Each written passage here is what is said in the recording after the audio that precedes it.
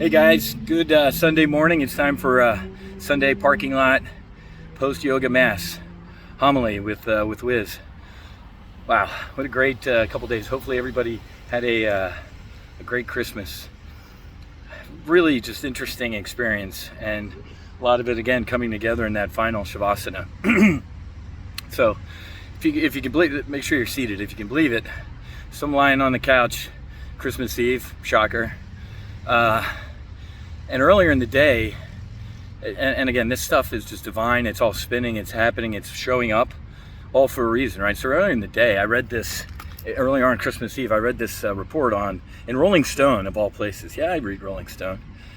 It was in April 23rd. It was about how Muslims, Jews, Christians around the world are reclaiming their religion with the use of psychedelics. And man, I read this article and it kind of, a lot of stuff came flowing back to me.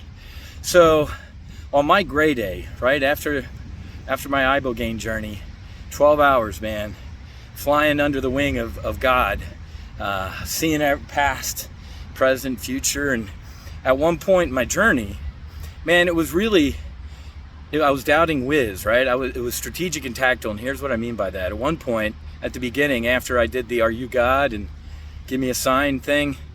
After that, I said, "How am I talking to you right now?" And I swear he said, "You could always talk to me. You just got lost, or you weren't listening." And man, it hit me with love, and it hit, and I had that. I call it standard experience, because in the standard experience, when I got something that was just incredible, I like exploded into love and light. Forever, right? I felt infinity when he said, "You could always talk to me, but you were kind of lost," right? So when I recovered from infinity, if that's possible, I got tactical, and I'm like, no. Other follow-up question, God, how am I talking to you now? Like now? And I swear, man, a book appeared. It like floated, this like leather-looking book. Of course, now in hindsight, I'm like, okay. And I think at the time, I'm kind of like, all right, I guess I get that. That's the Bible, right? And it opened to a page, and I couldn't read the text, but I kind of got it, right?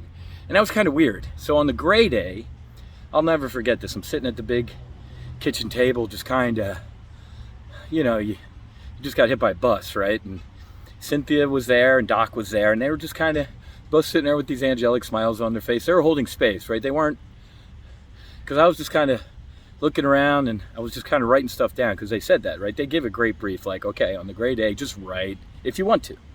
Don't try and this was great advice. They said, don't try and figure anything out this weekend, right? This weekend's 5% and 95% is the integration. But this was awesome, because as I wrote stuff down, I looked at them and I said, man, at this one point, I told them about the book and floating down, and that's when Doc looked at me and he said, well, it's in the Bible, right? There are many people that believe that iboga is the tree of knowledge, right? Adam and Eve, and Cynthia jumped in and added a couple things, and that really, really stuck with me, man. So I went and I did a lot of post research, right? I thank God for Amber and Marcus, like, hey man, what are you doing in 2 weeks? I'm like, nothing. You want to go down to Mexico and do some drugs with some SEALs and a JTAC or a combat controller and a football player? I'm like, yeah, fuck, sign me up. And I'm doing like post research, right? So I did that, and yeah.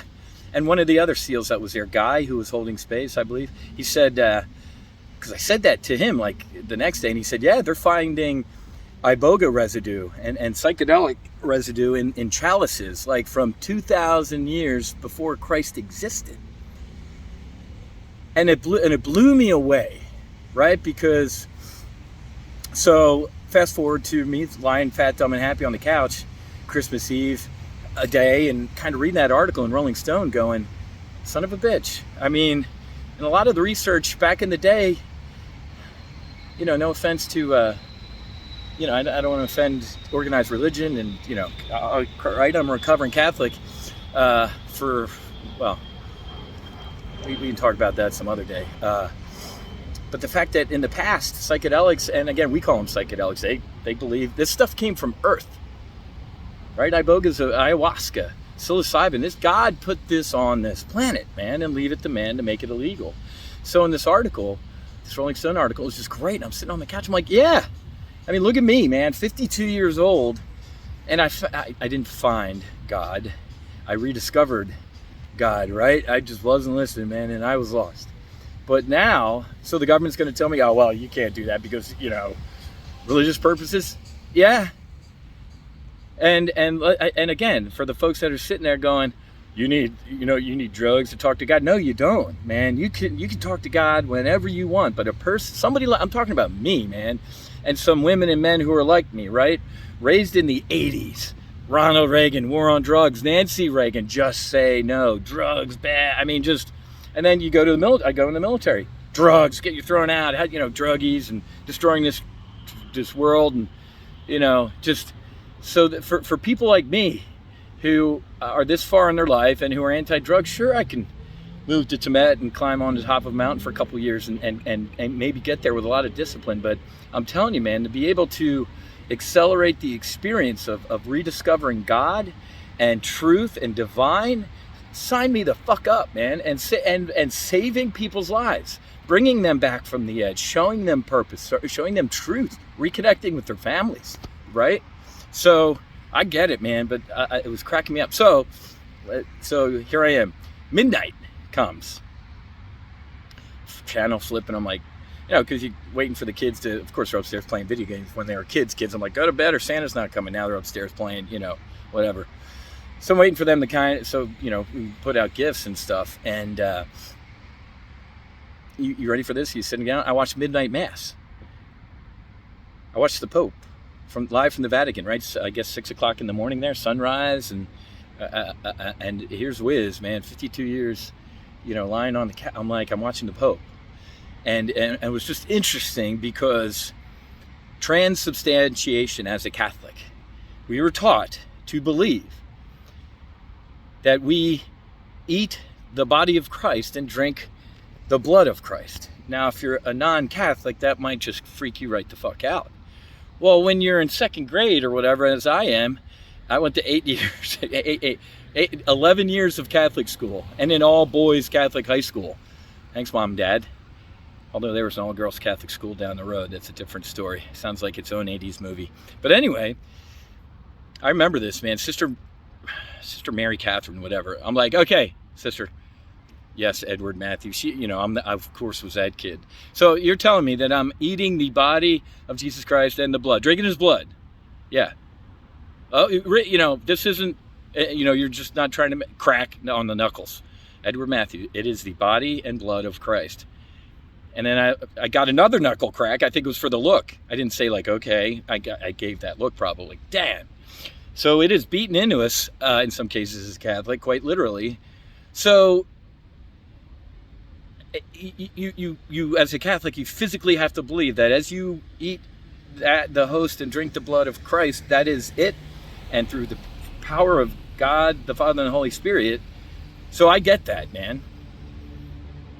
So is it real so far out of the realm? And this is our church now, right? And as it's evolved, it sounds like before our church existed, people were using other types of things that they believe is almost like a form of communion, right?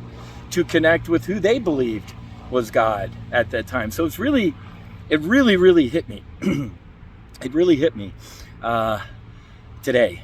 This is the Rolling Stone article, and I thank you, God, for having all of this stuff show up, man. Reading the Rolling Stone article, which did a great job. That day, I'm not, Christmas Day, I'm like, because this isn't work, man. This is not like our No Fallen Heroes project, and spreading this word is not work. I told you before, during the Gray Day, I wrote down, again, sitting there at the table, just wrote down the word disciple. I had no clue what that meant.